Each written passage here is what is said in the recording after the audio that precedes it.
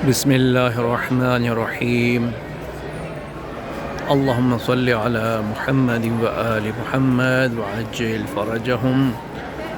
حرم مطہر امام رضا علیہ السلام میں موجود ہیں، زیارت کیجئے گنبد امام رضا علیہ السلام کی۔ بہت ہی خوبصورت حرم، بہت ہی خوبصورت گنبد ہے۔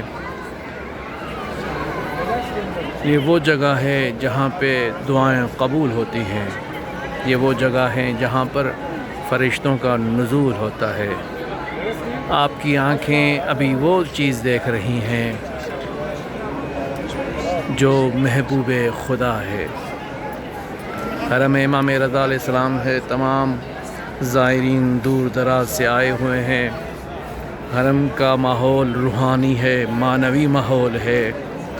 گنبد امام رضا علیہ السلام سونے کا گنبد ہے اور اسی طریقے سے یہ چمکتا دھمکتا رہتا ہے۔ یہ صحن انقلاب ہے، اسے صحن اسماعیل طلع بھی کہا جاتا ہے یا صحن کہن بھی کہا جاتا ہے، اور اس کے بہت سے نام ہیں۔ صحن عتیق بھی کہا جاتا ہے اسے۔ اسی طریقے سے اب اس کا نام انقلاب کے بعد صحن انقلاب رکھا گیا ہے۔ اس صحن میں دو مینار واقع ہیں۔ ایک مینار جو گیٹ آتا ہے خیابان طبرسی کی طرف سے، وہاں واقع ہے، اور دوسرا مینار گنبد امام رضا علیہ السلام کے قریب ہے۔ اور اس صحن میں 3 گیٹ ہیں، یعنی اندر داخل ہونے کے لیے 3 بڑے دروازے ہیں۔ ایک دروازہ سامنے جو دیکھ رہے ہیں جو خیابان طبرسی کی طرف سے آتا ہے، دوسرا دروازہ گیٹ جو سامنے ہے جو خیابان شیرازی کی طرف سے آتا ہے، اور تیسرا دروازہ یہ ہے جو خیابان نواب صفوی کی طرف سے آتا ہے۔ اور اسی گیٹ کے اوپر سے ایک چبوترا بنا ہوا ہے، جس چبوترے میں عام دنوں میں سوائے محرم اور سفر کے علاوہ عام دنوں میں 2 مرتبہ نوبت بجائی جاتی ہے، اور یہ نوبت تقریباً اس کا جو ٹائم ہوتا ہے وہ یہ صبح میں سورج طلوع ہونے سے آدھا گھنٹہ پہلے یہ بجائی جاتی ہے، اور مغربین ہونے سے 20 سے 25 منٹ پہلے یہ نوبت بجائی جاتی ہے۔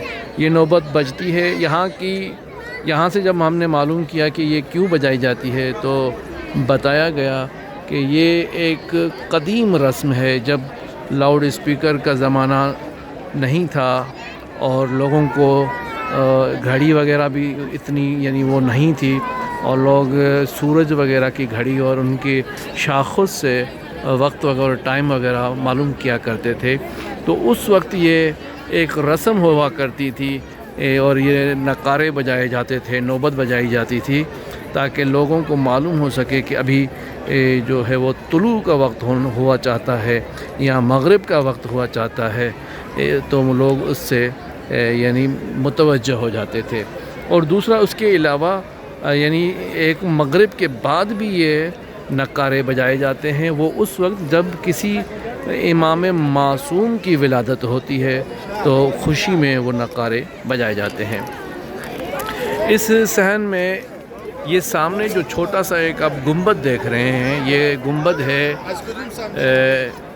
گنبد جسے ہم اپنے ہند و پاک کے جو ہم زائرین ہیں وہ اسے کہتے ہیں سونے کی سبیل، کیونکہ اس پہ سونا جڑا ہوا ہے، اس کے گنبد پہ، اس کی دیواروں پہ گولڈ لگا ہوا ہے، تو اسے ہم سونے کی سبیل کہتے ہیں۔ لیکن فارسی میں یہاں کے جو مقامی لوگ ہیں اسے سکا خانہ کہتے ہیں، اور اس کی ایک بہت بڑی تاریخ ہے، وہ انشاءاللہ کبھی ٹائم ملا یا زندگی رہی تو اس کے بارے میں بتایا جائے گا۔ اور اس کے بھی مختلف نام ہیں، اسے سکا خانہ بھی کہا جاتا ہے، اسے سکا اسماعیل طلع بھی کہا جاتا ہے، اور اسی طریقے بہت سارے نام ہیں۔ انشاءاللہ اس پر بھی ایک ویڈیو بنائی جائے گی۔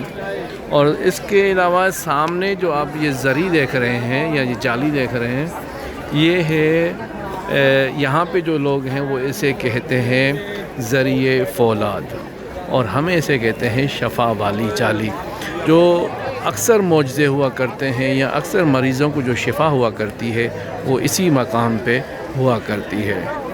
اور یہ سامنے ایوان طلا ہے، اس ایوان طلا کے نیچے 2 گیٹ لگے ہوئے ہیں جہاں سے زائرین اندر زری کی طرف زیارت کرنے کے لیے جاتے ہیں۔ اچھا، یہ جو صحن تھا، اس صحن سے پہلے مرد حضرات اندر زری کی طرف جایا کرتے تھے اور